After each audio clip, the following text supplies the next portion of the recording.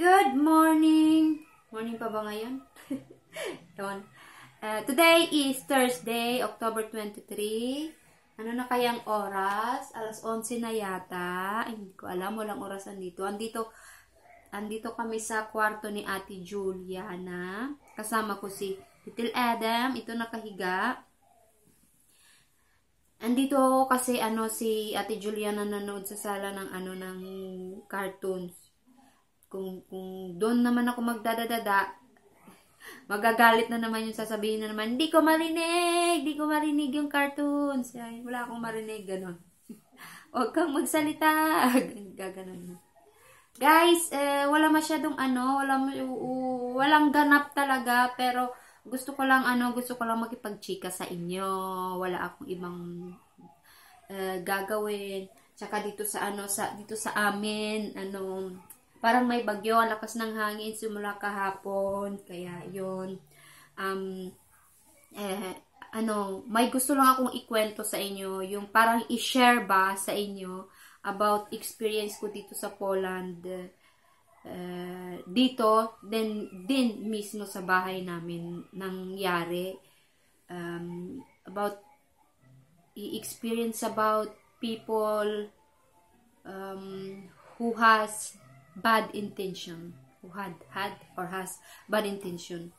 Kaya yun, sisimulan na natin. Ganito yun. Sa 5 years kong naninirahan dito sa Poland, may mga ilang experience na rin ako dito na hindi ka nais-nais. Pero yung isa talaga, yung dito mismo talaga sa bahay, na na-experience ko, ang gusto kong i-share sa inyo. Eto, magsimula na tayo. One day, na yun, parang after mga 3 months na yata, 3 months ago or 4 months, hindi ko na maalala. Kasi medyo matagal-tagal na. One day, umaga yon, may guys, may nagbe-bell sa baba. Hello! Hello! may nagbe-bell sa baba. Isang lalaki. Tapos may sasakyan, parang may van. Nagbe-bell siya.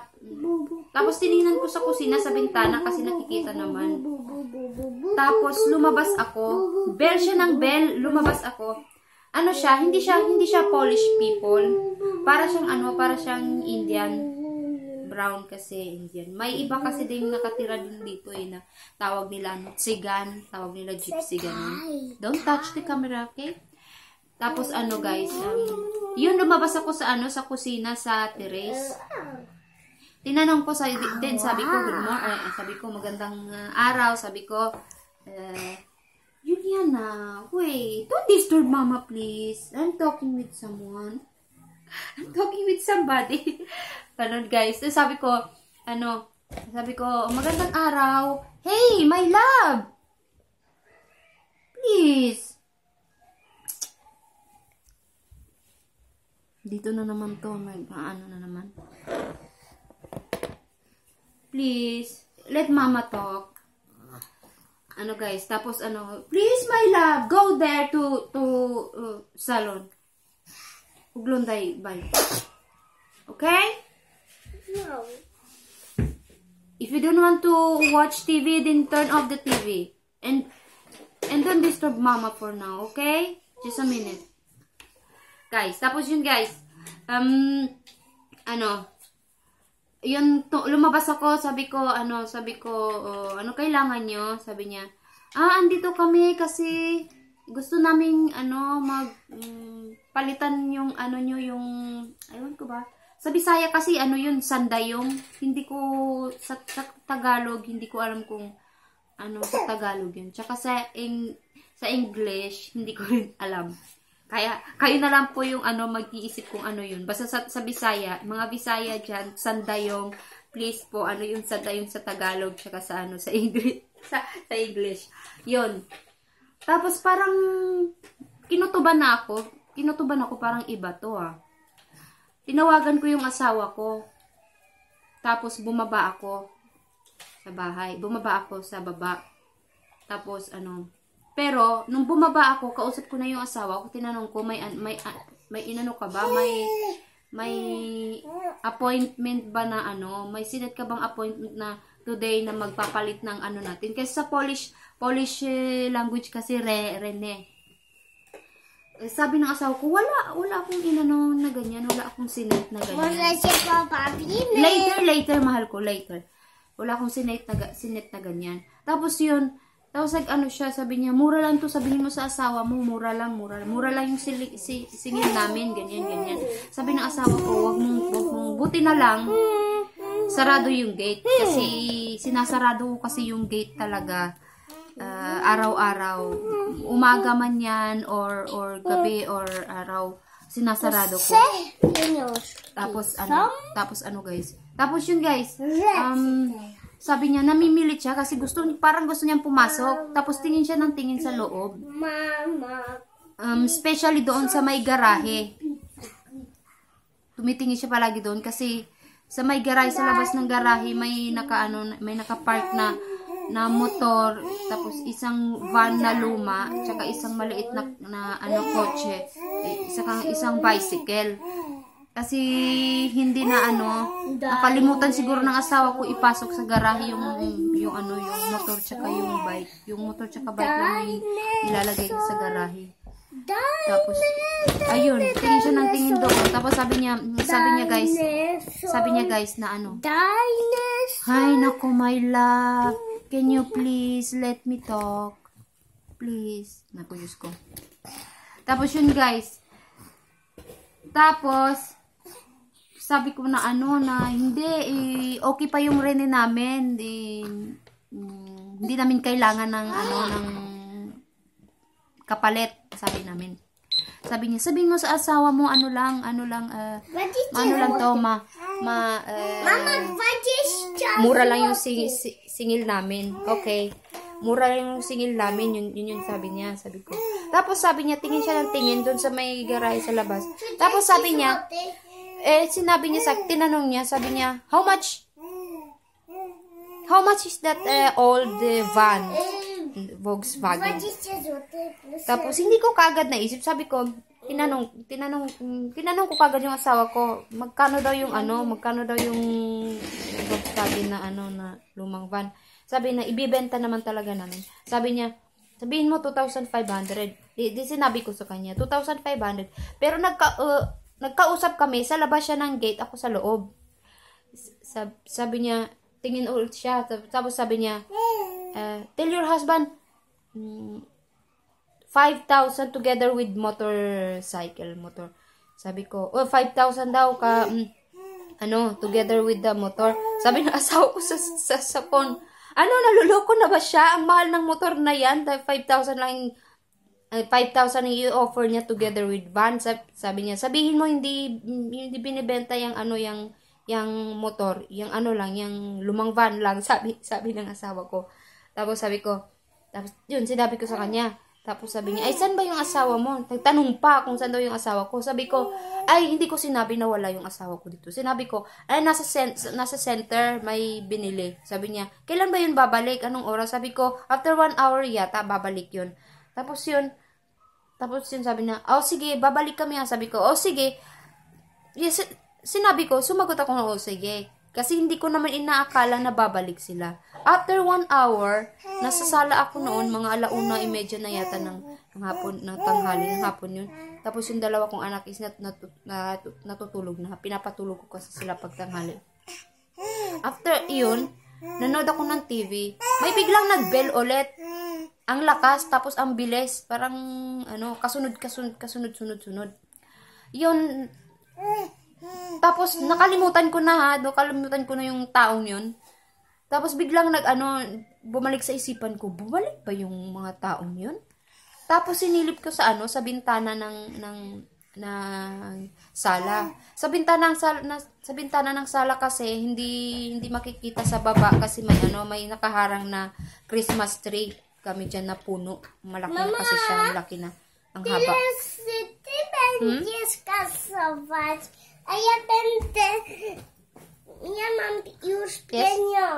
Okay, we will do later. We will play later, but first let me mama finish this one, okay? Okay? Yes. Jak będę skończył. Będziemy się bawić? Tak, będziemy bawić. Tapos yun guys. Poczekam na krzesło. Okay. Tapos yun guys, yun. Nung tiningnan ko, hindi ko masyadong makita ko sa baba. Kaya binaliwala ko na lang. Yun, pagka after, yun wala na. Pagka kinabukasan, nagpunta yata, kinabukasan ba yun, no? After 2 days, nagpunta kami sa bahay ng tita ng asawa ko. Malapit lang kasi dito. Kapitbahay lang namin. Guys, binisita namin. Tinanong ko siya, yung tita ni Mache, kung may nagpunta rin ba dito sa kanila na ganito, ganyan, mag-aano daw sila, nagpapalit daw sila ng rene, ganyan. Sabi naman ng tita ni Machi, wala akong naalala na may nagpunta dito sa amin, wala. Sabi ko, nakakapagtaka naman. Sabi ko, tanong ko nga sa ibang kapitbahay dito sa linya namin, kung may nagpunta bang ganyan. Tapos yun, parang, okay, just wait. Just let me finish. Tapos yun, ibang, na yun? Tapos, nagdadaan na ibang araw. Mga after 1 week yata, bumisita yung yung biyanan ko dito. Tapos, nakwento ko na sa kanya yun through telephone. Tapos, after 1 week yun, bumisita yung biyanan ko dito. Yun, natanong niya yung about sa taong yun. Ganyan, nag-usap kami. Tapos, bumaba siya. Ewan ko, bumaba siya, parang nilinis yata yung playground, yung ground ng bahay. Nakausap niya yung kapitbahay namin dito. Guys, thankful ako sa mga kapitbahay namin dito kasi alam nila na na nag-iisa lang ako. Palagi lang ako nag-iisa with the kids. Kaya parang binabantayan nila ako. Binabantayan nila kami dito. Nag-watch out sila palagi kung sino may pumupunta dito sa bahay, dyan sa labas. Kasi naman talaga yung gate, sinasarado ko talaga, nilalak ko talaga palagi. Yun. Tapos yun guys, tapos yun nakausap ng biyanan ko. Tapos sinabi ng biyanan ko na ganito, ganyan yung bumalik daw. 3 beses na daw yung bumalik dito. Pinapaalis daw ng kapitbahay namin dito. Siya yung nakikipag-usap, pinapaalis niya. Kaya bakit ba yung parang yung ilaw? Hindi na yata siguro tayo mag-ilaw. Parang nag-yellow yung ko. Nag-yellow. Dito naman banda. Yan. Malight masyado. O dito ganyan. O ganyan. Ay basta. Tapos guys, yun. Sinabi na dito lang daw sa bahay namin pumupunta yung mga taong yun. So, ibig sabihin, may iba silang may intensyon. It's either mangluloob dito sa bahay or mangnanakaw ng mga gamit na naiwan sa labas, na nasa labas, na pwede nilang mabitbit. Kasi kung bike naman, pwede nilang mabitbit. Siguro kung ewan ko, siguro alam nila. Ang nakapagtataka doon, kasi may words siya nung nagkausap kami, may words siyang sinabi na magkano yung yung van na Volkswagen. Bakit niya alam na ibebenta namin yung van, 'di ba? Tapos na ko na parang napagtanto ko, na inaisip ko kasi maybe 3 weeks ago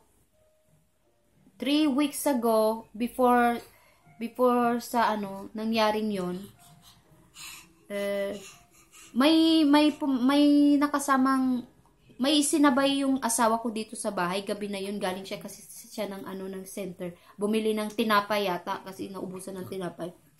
May nakasama siya, may kasabay siyang lalaki dito sa sa bahay namin. Tumingin sa sa van kasi nasabi yata niya na ibebenta niya. Tsaka yung lalaking yun, din yun, Polish din yun, Polish.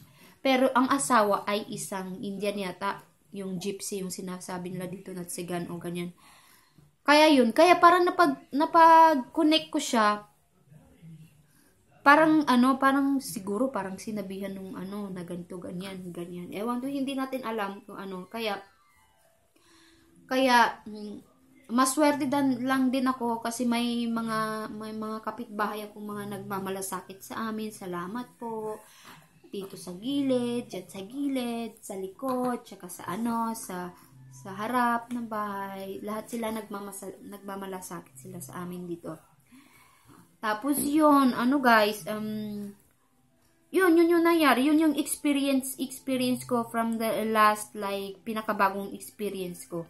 Marami na rin akong mga naging experience, pero yung iba nakalimutan ko na. Tsaka may naalala din akong isa, pero di ko na yun babanggitin para hindi na hahaba yung yung usapan natin, yung chika-chika natin. Yun lang guys, yun yung experience ko. Hindi ko ma-imagine na pati pala dito may mga ganyan pala, may mga ganyang ganyang modus na mga tao. Yun guys, akala ko kasi iniisip ko kasi sa Pilipinas lang, kasi doon sa Pilipinas sa atin kasi 'di ba? 'Di ba uso yung mga ganyan, tsaka mga nakawan, mga ganyan. Kahit nakawan nga ng mga kaldero 'di ba? Sa amin doon nakawan ng kaldero, uso 'yan. Tsaka ayun guys, tapos parang hindi ko lang ma-imagine na parang iniisip ko kasi nasa ibang bansa ako, parang walang ganyan, parang walang chismosa, walang ganyan, pero we are people, kahit nasaan lugar, nasaang bansa, nasaang sulok man tayo nakatira, pare-pareho yung mga tao, may mababait, may ganyan, may ginto, may ganyan, may ganyan. Kaya yung gagawin na lang natin is ingat na lang tayo, tsaka especially sa mga sa mga misis na palaging nag-iisa, with kids sa bahay, wala parati yung asawa sa bahay. Be careful, watch out, tsaka palagi tayong magmamasid sa paligid-ligid natin, tsaka huwag masyadong magpag-usap sa mga taong hindi masyadong kakilala, at tsaka huwag masyadong i-open yung mga yung mga private lives, especially kung anong nasa loob ng bahay, especially kung ganito, ganyan, yung mga private life, wag masyado. In short, wag makipag-usap sa mga strange people.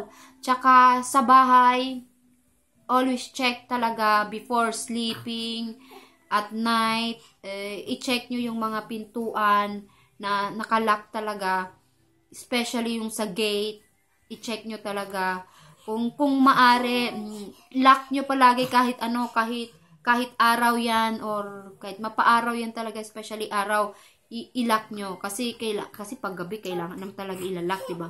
I-lock nyo for safety sa lahat. Para sa